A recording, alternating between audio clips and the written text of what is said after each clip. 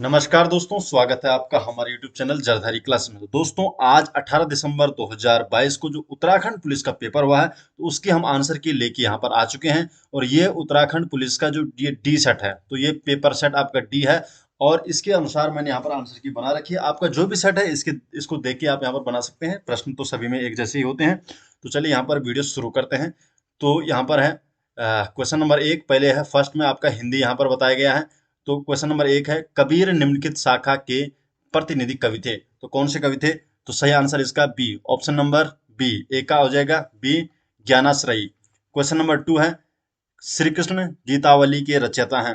तो श्री कृष्ण गीतावली के रचयिता हैं तुलसीदास। तो सी ऑप्शन इसका सही जवाब हो जाएगा। तो मैं यहाँ पे फटाफट आपको आंसर की बता रहा हूँ और आपको देखना है कि आपके कितने जवाब सही है और लास्ट में कमेंट बॉक्स में जरूर बताएगा। दोस्तों, Hindi current affair maximum question हमने जो पढ़ा रखे थे आपको, चाहे उत्तराखंड हुए, तो वहीं से आ रखे हैं। अगर आपने हमारे वीडियो रेगुलर देखी होगी तो आपका काफी अच्छा स्कोर यहाँ पर रहा होगा। नेक्स्ट क्वेश्चन है क्वेश्चन नंबर 3, कर्मभूमि के लेखक का नाम है। तो कर्मभूमि के लेखक का नाम है प्रेमचंद। तो डी ऑप्शन इसका सही जवाब हो जाएगा। क्वेश्चन नंबर 4 है, हिम किरीटिना के रचयिता का नाम है। तो हिम किरीटिना के रचयिता का नाम क्या है? तो फोर्थ का यहाँ पर सही जवाब है ऑप्शन नंबर ए है, माखन लाल चतुर्वेदी। तो माखन लाल जो चतुर्वेदी है वो हिम किरीटना के रचयिता का नाम है। क्वेश्चन नंबर 5 है, महादेवी वर्मा के रेखा चित्र भक्तिन के प्रमुख पात्र भक्तिन का वास्तविक नाम है। तो जो भक्तिन है उसका वास्तविक नाम क्या है? तो इसका वास्तविक नाम है लक्ष्मण। सी ऑप्शन इसका सही जवाब है। क्वेश्चन नंबर 6 है, भारतीय आर्य भाषा के विकास क्रम में पाली व प्राकृत के उपरांत तीसरी भाषा है। तो पाली और प्राकृत के बाद तीसरी भाषा कौन सी है? तो वो तीसरी भाषा है अपभ्रंश। तो सी ऑप्शन इसका सही जवाब हो जाएगा। क्वेश्चन नंबर 6 का सी ऑप्शन सही जवाब है। क्वेश्चन नंबर 7 है, कुमाऊनी बोली का प्रमुख क्षेत्र है। तो जो कुमाऊनी बोली है इसका प्रमुख क्षेत्र कौन सा है? तो कुमाऊनी बोली का प्रमुख क्षेत्र है नैनीताल और अल्मोड़ा। तो बी ऑप्शन इसका सही जवाब होगा। दोस्तों, अपने अधिक से अधिक दोस्तों इस वीडियो को जरूर शेयर कीजिए, जिससे सभी लोग अपने आंसर की चेक करें। और लास्ट में कमेंट बॉक्स में जरूर बताएगा कि आपका इसमें कितना स्कोर हो रहा है। क्वेश्चन नंबर 8 है, देवनागरी लिपि का जन्म हुआ है। तो देवनागरी लिपि का जो जन्म है वो किससे हुआ है? तो ब्राह्मी से हुआ है। तो देवनागरी लिपि का जन्म हुआ है ब्राह्मी से। क्वेश्चन देखो, पेपर काफी ठीक आ रखा है, आसान आ रखा है, ज्यादा टफ नहीं है। क्वेश्चन नंबर 9 है, जब लिखने से कोई अंश छूट जाता है तो उसे प्रदर्शित करने के लिए कौन सा चिन्ह प्रयुक्त होता है? तो कौन सा चिन्ह प्रयुक्त होता है? तो हंस पद यहाँ पर प्रयुक्त होता है। तो डी ऑप्शन इसका सही जवाब है। क्वेश्चन नंबर 10 है, भाषा की सबसे छोटी ध्वनि इकाई जिसके खंड न किए जा सके कहलाती है। तो जिसके खंड नहीं किए जा सकते उसे क्या कहते हैं? तो उसे कहते हैं वर्ण। तो सी ऑप्शन इसका सही जवाब है। क्वेश्चन नंबर 11 है, अंतिम शब्द में कौन सा प्रत्यय है? तो अंतिम शब्द बोला गया है तो अंतिम, तो इम प्रत्यय है। तो बी ऑप्शन इसका सही जवाब हो जाएगा। तो इम प्रत्यय इसमें लगा हुआ है। क्वेश्चन नंबर 12 है, निम्नलिखित में से स्त्रीलिंग शब्द है। तो स्त्रीलिंग शब्द कौन सा है इसमें? तो स्त्रीलिंग है इसमें चंबल है। तो डी ऑप्शन इसका सही जवाब हो जाएगा। तो चंबल क्या है? एक नदी का नाम है और वो नदियां हमेशा स्त्रीलिंग होती है। क्वेश्चन नंबर यहाँ पर है 13। तो क्वेश्चन नंबर 13 की बात करते हैं, एक सेकंड। हाँ, क्वेश्चन नंबर 13, रेलगाड़ी किन भिन्न भिन्न भाषाओं के शब्दों के जोड़ से बना हुआ है? तो किस किस शब्द से ये रेलगाड़ी शब्द बना हुआ है? तो रेल प्लस गाड़ी है, तो एक अंग्रेजी और दूसरा हिंदी के शब्द से बना हुआ है। तो अंग्रेजी प्लस हिंदी के शब्द से बना है रेलगाड़ी। क्वेश्चन नंबर 14 है, निम्नलिखित में से अग्नि का पर्यायवाची नहीं है। तो अग्नि का पर्यायवाची कौन सा नहीं है? तो अग्नि का पर्यायवाची कौन सा नहीं इसमें? आग अनल है, अनिल नहीं है। तो सी ऑप्शन इसका सही जवाब है। अनिल अग्नि का पर्यायवाची नहीं है, तो वायु का पर्यायवाची है। क्वेश्चन नंबर 15 है, सदानंद में संधि है।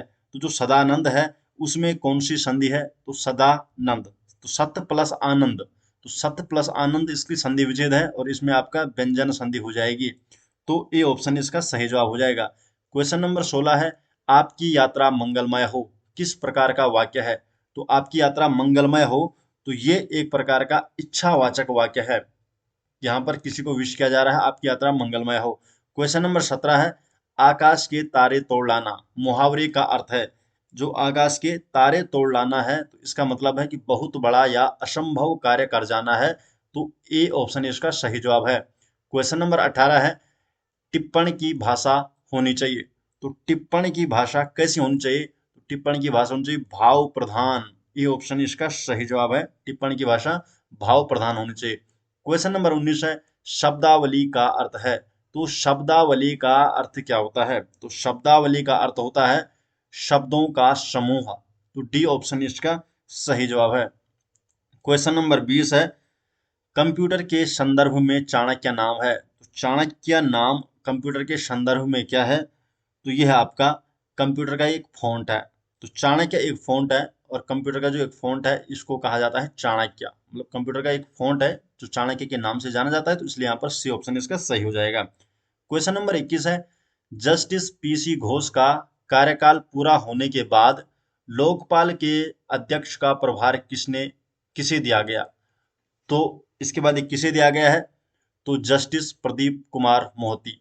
ए ऑप्शन इसका सही जवाब हो जाएगा। दोस्तों ये सेट आपका क्या है? डी वाला सेट है। तो इसके अनुसार आप आंसर की का मिलान कीजिए, क्योंकि आपके इसमें प्रश्न ऊपर और नीचे हो सकते हैं, आगे पीछे हो सकते हैं, तो इसलिए।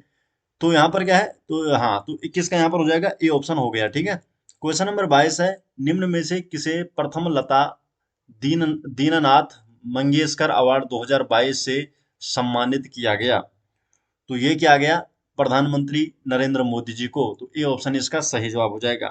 क्वेश्चन नंबर 23 है, किस शहर ने 12वें डेफ एक्सपो 2022 की मेजबानी की? तो ये किसने की है? तो गुरुग्राम हरियाणा ने। तो 23 का यहाँ पर क्या है? सॉरी, गांधीनगर गुजरात ने। भाई 23 का यहाँ पर सी ऑप्शन सही जवाब है। तो गांधीनगर गुजरात ने की है, तो सी ऑप्शन इसका सही जवाब हो जाएगा।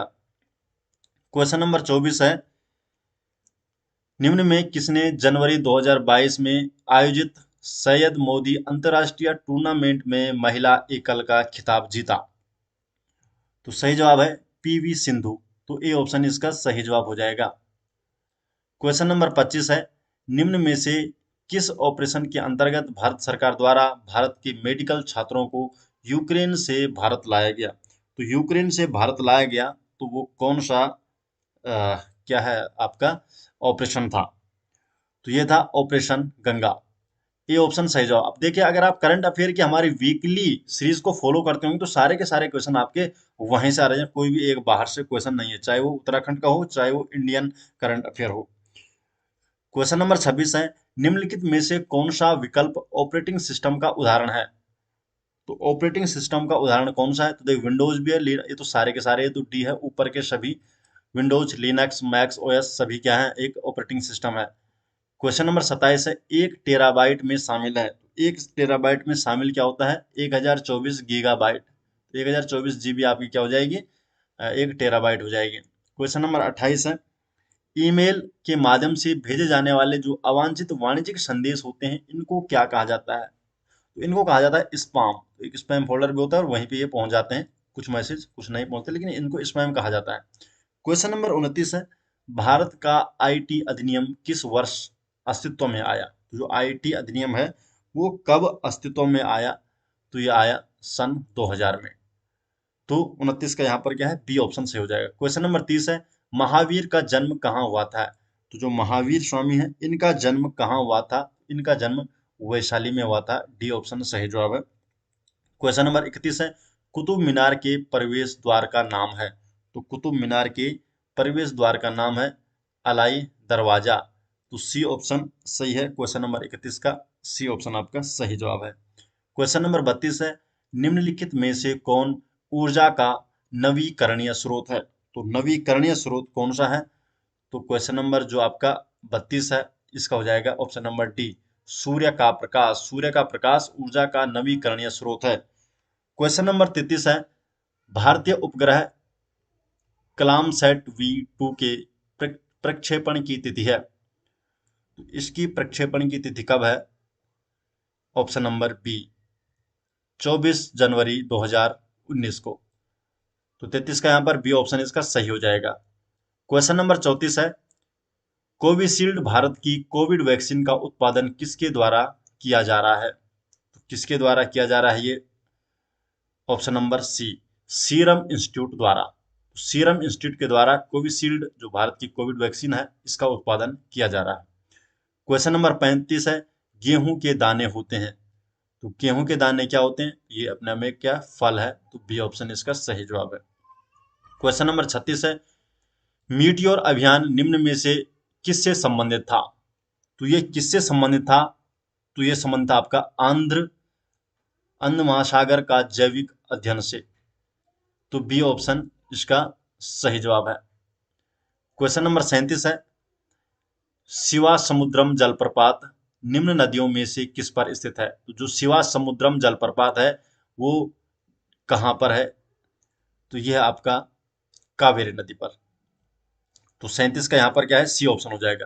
क्वेश्चन नंबर 38 है, निम्न में से कौन लोकसभा का प्रथम अध्यक्ष था? तो लोकसभा का प्रथम अध्यक्ष कौन था? तो जीवी मावलंकर। तो बी ऑप्शन इसका सही जवाब हो जाएगा। क्वेश्चन नंबर 38 का यहाँ पर बी है। क्वेश्चन नंबर 39 है, भारतीय संविधान के निम्न में से किस अनुच्छेद द्वारा अस्पृश्यता का उन्मूलन किया गया? तो अस्पृश्यता का उन्मूलन किसके द्वारा किया गया?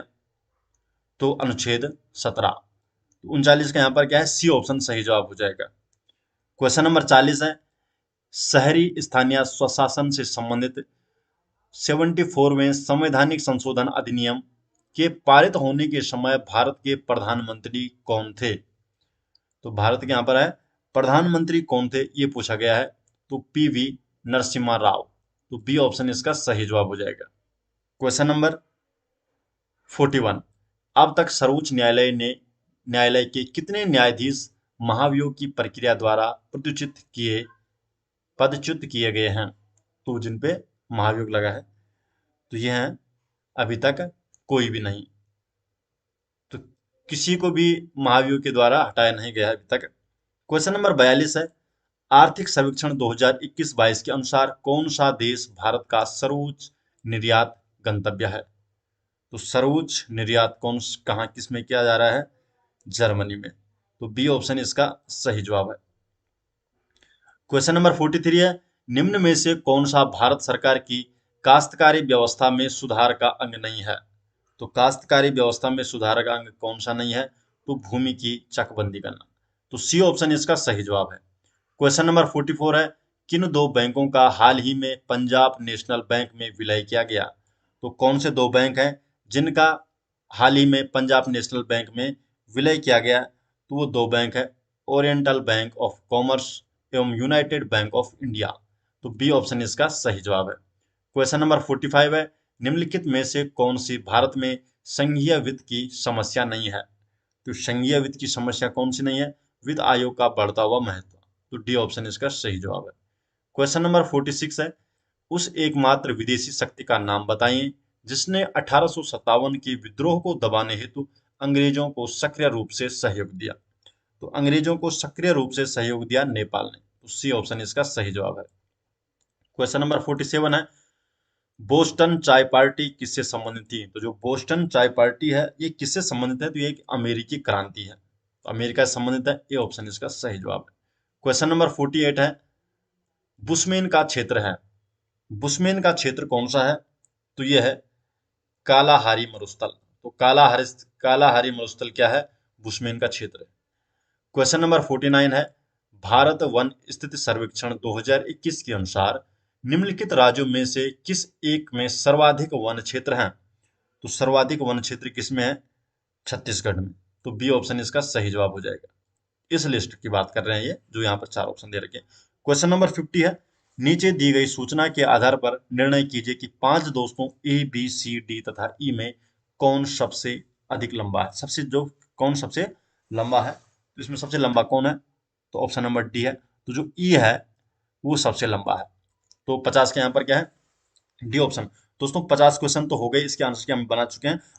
अगले 50 क्वेश्चन के आंसर के हम तुरंत आपके लिए यहाँ पर प्रोवाइड करने वाले हैं थोड़ी देर में ही। तो पहले इसमें चेक कर लीजिए कि आपके 50 क्वेश्चनों में कितने आंसर सही हुए, कमेंट बॉक्स में जरूर बताएगा। और जल्दी ही 50 प्रश्नों का जो ये यहाँ पर आंसर की है वो हम जल्दी लेके आते हैं आपको।